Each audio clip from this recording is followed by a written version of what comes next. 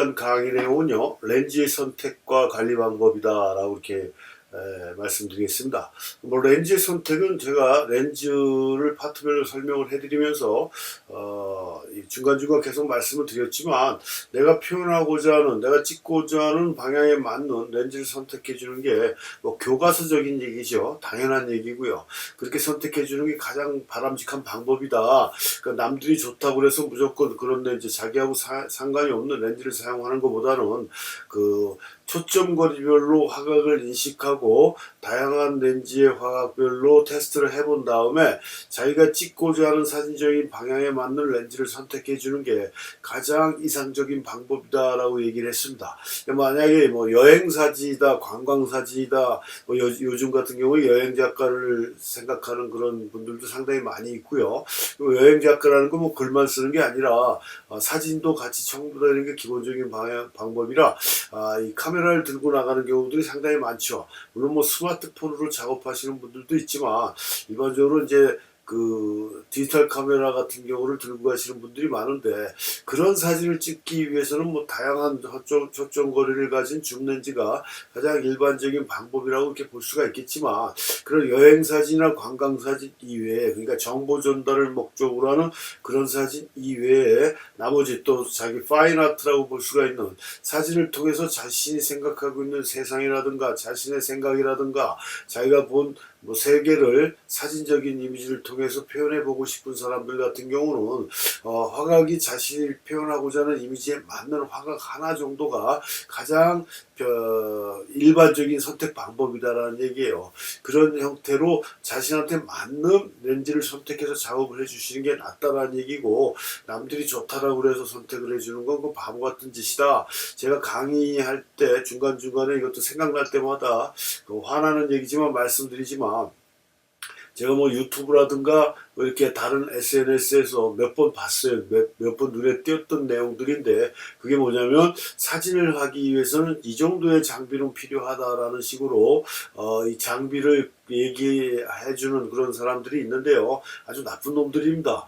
망하려면 지네들만 망하면 되는데요. 뭐 그 캐논 카메라가 일반적으로 특히 한국 사람들한테는 상당히 많이 부각이 돼 있다 보니까, 그 친구들이 주장하는 거 캐논 카메라 5D 뭐 마크 4면 마크 4, 당시에 마크 3면 마크 3 뭐 이 정도의 그 바디를 가지고 있어야 된다라는 거하고, 그러니까 캐논 5D 마크 3나 마크 4 같은 경우가 뭐 최상의 카메라는 아니고, 그렇다고 해서 나쁜 카메라도 아니고 뭐 중간급 카메라라고 볼 수는 없지만 상위 레벨에 해당되는 거지만 그게 아주 최상은 아니거든요.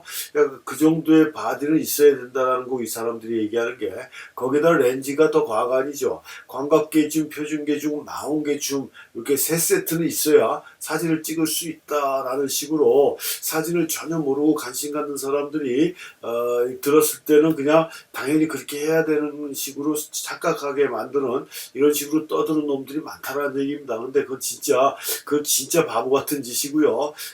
이렇게 뭐 광각계 줌, 망원계 줌, 표준계 줌이라는 렌즈가, 그러니까 16에 35, 2470, 그 다음에 70, 200 이 정도 렌즈가 기본 세트고, 5D에 요 기본적인 렌즈가 있어야 그 사진을 찍고 시작할 수 있다라고 얘기를 하는데, 이렇게 세 세트의 렌즈가 있으려면 어떻게 됩니까? 아까 좀 전에 얘기한 대로 관광이나 여행 사진 할 때는 뭐 이 세 개 정도의 렌즈면 못 찍을 사진이 없겠죠.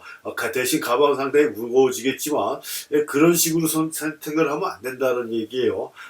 계속 반복적인 얘기지만, 내가 표현하고자 하는 이미지, 내가 보는 세상을 담기 위해서는 기본적으로 초점거리가 하나가 자신의 그런 사진가의 시각을 대변해 주는 거기 때문에, 뭐 줌렌즈로 밀었다 당겼다 하는 거가 아닌, 또 뭐 줌렌즈로 표현해도 상관은 없겠지만 어느 정도 뭐 광각이면 광각계 줌, 표준이면 표준계 줌, 뭐 이런 식으로 자기가 표현하고자 하는 방향에 맞는 렌즈를 한 가지 선택해 주는 게 가장 이상적인 방법이지, 사진 뭐 카메라점 할 것도 아니고 사진 박물관 할 것도 아니고 이 렌즈 저 렌즈 뭐 닥치는 대로 구입해 가지고 사진을 찍는 사람들 같이고 제대로 된 사진을 찍는 사람들은 없다라는 점입니다. 그래서 그것도 제가 뭐 어느 강의에도 이렇게 만들어 놨지만, 이 뭐 렌즈가 뭐 처음에는 뭐 3개로 시작했는데 지금 뭐 사진을 뭐 한 10년 정도 하다 보니까 렌즈가 뭐 20여 개가 되고 뭐 하는 이런 개소리 하는 놈들도 있습니다. 뭐 저도 모르게 막 이런 얘기하다 보면 욕이 나오는데요. 저는 사진 선생으로서 30년을 넘게 살아왔지만 그러다 보니까 다른 분들보다 바디 종류도 많고 렌즈 종류도 좀 많이 갖고 있는 편인데도 불구하고 렌즈를 20개까지는 갖고 있지 않거든요. 하여튼 그런 멍청한 짓들을 하는 사람들이 사진을 안다고 폼 잡는 게 지금 현실이긴 하지만 우리가 똑바로 가고 그런 거에 신경 쓰지 않는다 그러면 전혀 문제될 게 없다라는 얘기예요. 그래서 다시 한번 말씀드립니다. 렌즈는 내가 표현하고자 하는 방향에 맞는 내가 표현해서 내 생각을 온전히 전달해 줄 수 있는 화각을 가지고 있는 렌즈가 가장 최상의 렌즈고 최선의 렌즈다. 뭐 렌즈가 다른 강의에서도 말씀드렸지만 사진이 무조건 초점이 정확해야 되고 노출이 정확해야 돼야 좋은 사진이라고 생각하는 건 진짜 굉장히 잘못된 인식이고요. 초점이 맞지 않고 노출이 맞지 않더라도 내가 표현하고자 하는, 내가 알리고자 하는, 나타내고자 하는, 말하고자 하는 이미지를 표현할 수 있다라고 그러면 어떤 형태의 표현 방법도 상관없다라는 얘기예요. 그건 다시 말해서 고가의 비싼 렌즈가 여러분들이 원하는 사진을 제대로 표현해주는 렌즈라고 생각하는 건 절대적인 착각이다. 싸구려 렌즈도 진짜 퀄리티가 떨어지는 렌즈라고 하더라도 하다못해 스마트폰의 그런 플라스틱 렌즈라고 하더라도 내가 표현하고자 하는 이미지에 맞다라고 그러면은 그게 최고의 렌즈고 최상의 선택이다 라는 점을 다시 한번 강조해서 말씀드린다는 얘기입니다. 그렇게 렌즈를 선택해 주시면 되는 거지. 내가 찍는 사진하고 저 사람이 찍는 사진하고 틀린데 저 사람이 이 렌즈가 좋다라고 해서 자기도 그 렌즈를 구입한다라는 거 벌써 사진의 분위기가 틀린데 그렇게 선택을 한다는 거 벌써 잘못된 시작이라는 얘기예요. 그러니까 그런 점들을 명심을 하셔야 된다는 얘기고요. 뭐 이거는 제가 다른 수업할 때도 계속 반복적으로 말씀드리는 거니까 뭐 아주 기에 못이 박힐 정도로 얘기를 해드리는 거니까 뭐 아주 이 정도로만 하겠습니다. 그렇게 렌즈를 선택해 주시면 되고요. 렌즈는 어떻게 관리를 해주는 겁니까? 렌즈는 카메라나 렌즈는 똑같이 보관하는 방법이 같습니다. 아주 까다로워요. 이제 조건을 들어보면 상당히 까다롭습니다. 어떻게 해요? 통풍이 잘 되고, 그 다음에 먼지가 없고, 그 다음에 직사광선을 피하고, 선선한 곳에 보관해줘야 되는 게 카메라하고 렌즈라는 얘기예요. 그러니까 여러분들이 눈치챘는지 몰라도 지금 현재 우리가 사용하는 디지털 카메라 같은 경우는 뭐 후지나 이런 데서는 뭐 젊은 층들을 노려서 그 카메라 케이스를 만들어서 파는 경우도 있는데 그 전에 우리가 사용하는 필름 카메라 같은 경우는 새 카메라를 사게 되면 뭐예요? 가죽 케이스로 이렇게 써 있어서 기본적이에요. 그 카메라는 그 가죽 케이스하고 같이 딸려 나오는 게 일반적인 방법이었어요. 근데 디지털 카메라로 넘어오면서 우리가 생각지도 못했는데 어느 날 생각해서 보니까 디지털 카메라는 카메라 케이스가 없잖아요. 그냥 카메라 바디 렌즈를 주지 않습니까? 오픈된 상태에서. 그러니까 카메라 케이스라는 게 소리도 없이 사라졌다는 얘기예요. 그 얘기는 뭐냐면 이 카메라 케이스를 우리 같은 경우는 사진할 때 우리도 젊을 때 이제 필름 카메라 사고 막 이럴 때 카메라를 산다라고 그러면 카메라 케이스를 빼고 사요. 그럼 카메라 케이스를 빼면은 한 몇만 원 정도가 더 쌌어요. 1, 2만 원 정도가 그 당시에 쌌던 것 같아요. 필요가 없기 때문에 카메라 케이스를 절대 구입을 하지 않았습니다. 근데 이제 일반 분들은 그걸 모르니까 케이스채 갖고 와서 케이스에 싸가지고 특히 우리 어릴 때만 해도 카메라는 어때요? 재산 목록에 올라갈 정도로 아주 상당한 기준품이었기 때문에 농 속에다가 이불장 속에다가 이렇게 꽁꽁 숨겨놓는다는 얘기야. 카메라 케이스에 싸서 그것도 장롱 속에 보관한다라는 얘기는 카메라를 질식사시킨다라고 이렇게 보시면 된다는 얘기예요.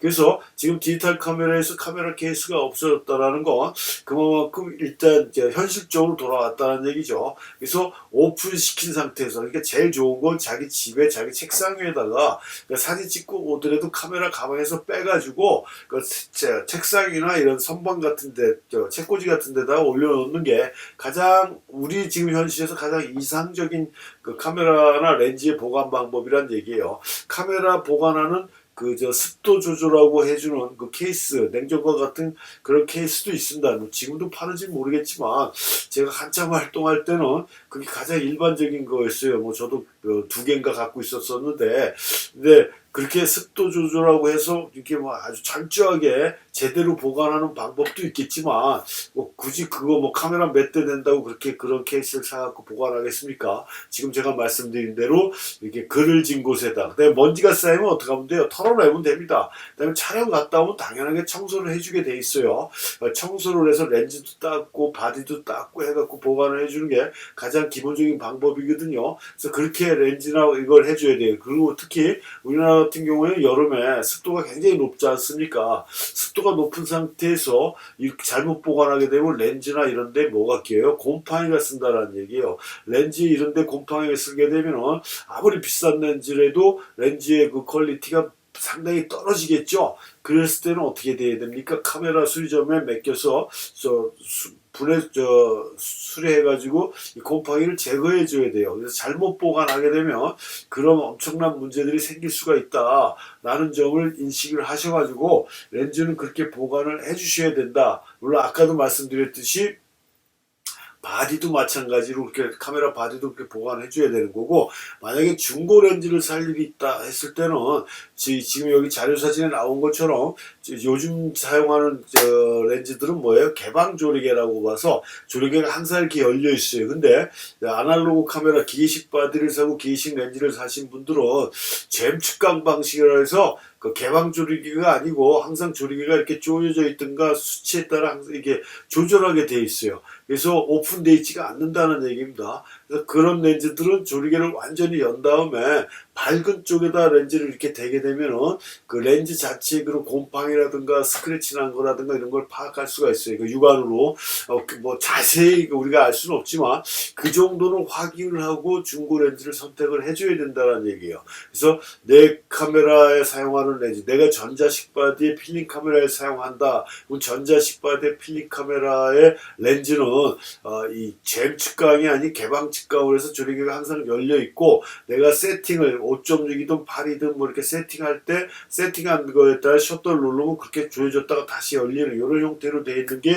우리가 지금 사용하는 디지털 카메라 렌즈고 전자식 바디 필름 카메라 렌즈입니다. 근데 기계식 아날로그 완벽한 아날로그 카메라에 사용하는 렌즈 수동 렌즈들 같은 경우는 옛날 요즘으로 얘기하면 구형 렌즈죠. 구형 렌즈다 보니까 이 개방이 된 게 아니라 조리개 5.6이면 5.6, 11이면 11 이렇게 조여진 상태로 돼 있다라는 얘기예요. 그래서 그런 경우는 조리개를 완전히 개방한 상태로 밝은 쪽에다 두고 렌즈의 상태를 파악해 주시는 게 낫고, 그 다음에 다른 시간에 설명해 드렸지만 렌즈하고 바디를 끼는 그 부분을 우리가 렌즈 마운트라고 그랬지 않습니까? 그래서 렌즈 쪽에 그런 하얀 부분하고 렌즈 마운트 쪽을 이렇게 보게 되면 이 렌즈를 얼마만큼 많이 뺐다 꼈다 썼는지가 그 마모 상태나 스크래치 상태를 또 우리가 확인할 수가 있거든요. 그런 정도로만 확인해서 중고 렌즈를 구입해 준다라 그러면은 1차적으로 큰 문제는 없다는데, 완벽하게